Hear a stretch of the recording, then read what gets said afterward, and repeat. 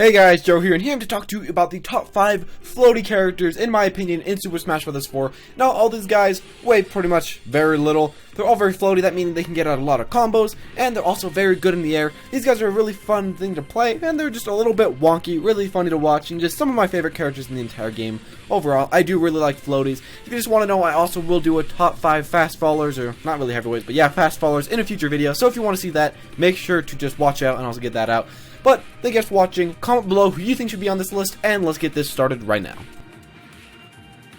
My first pick on this list goes to the big penguin himself, DDD. Now, Triple D is a bit different than the other picks on this list because his huge hitbox, but I still feel like his floatiness is pretty great overall. The thing about the Triple D is that he does have a big hitbox, but at the same time, he is kind of weird to combo and kind of hard to combo depending on the character. He has a nair and fair that really let him get out of combos, and it's just harder to combo compared to a lot of the other heavyweights. Just in comparison to other heavyweights, he's really hard to get through. Also, of course, I cannot forget to mention his huge amounts of jumps, and just that he doesn't fall way too fast. That mixed with his weight, that can really get him out of a lot of sticky situations. DDD is a bit slow and predictable, but he is a heck of a lot of fun to play when you are on the stage. Now, Peach is the only character in the game with a real float, so I'd say that she definitely deserves a spot on this list in particular. Now, other than that, she is very good with her jump height, and she just had a great weight, making her pretty hard to combo for most characters, and of course, she can float out of a lot of combos. Other than that, though, other than the weight and her float, she also has some great ways to get away from the enemy's combos. These ways extend from nair to bair, to even doing a side B or just a dare. She can keep people in the air for a long time also, which is where she is really good at and just where she loves, with up tilts and up airs and just stay off the ground for a ton of time. Also, a thing that makes her really great is her float cancels, and these are really good to make her really floaty. These things let you move quickly around the ground and give her a huge edge on the slower opponents like Bowser or Donkey Kong. Now, when you think of a floaty person, the pink puffball should quickly come to mind. Her whole strategy is kind of just to float in, attack, and float out in the air in order to combo with her fair, nair, and back air, and maybe sometimes her down air. The thing is, that's pretty much her whole strategy, but it does work really, really well for her. Her multiple jumps and super lightweight also make it really hard to punish her with combos, while she can pretty much easily combo you with those 3 moves alone. If you do happen to start a combo, she can usually just throw it in air or just a fair and just stop it right there, which is also very strong. Now, one thing to mention is that she does die extremely early, but on the other hand, most people just can't combo her early at all. It's a really big risk, but a reward for playing Jigglypuff, or it's overall just a heck of a lot of fun to do, and I'd recommend it to all of you.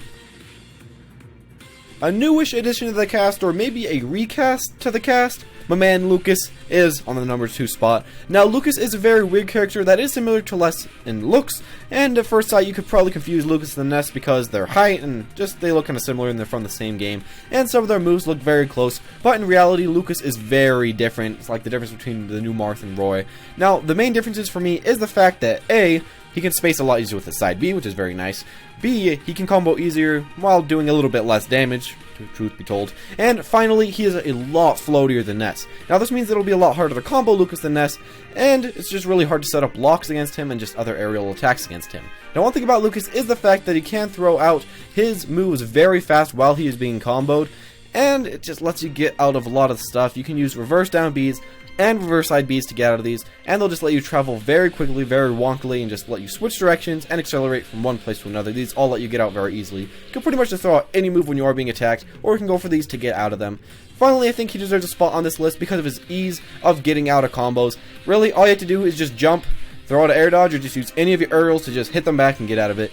One final thing I just need to mention as a tip for new Lucas players is you can short hop and then back air, and then it'll cancel all your landing lag, which is really weird. This means that you can get out of combos and immediately dodge, and then after that immediately go for a counterattack to do heavy damage on the enemy. For number 1, I put a guy that I quite neglect in a lot of these videos, but I feel like he definitely deserves to be at this part, and that guy is Kirby, of course. Now, Kirby is a little fellow that hasn't had way too well in any of these games ever since 64, but right now he's definitely on the rise on tier lists and other stuff like that.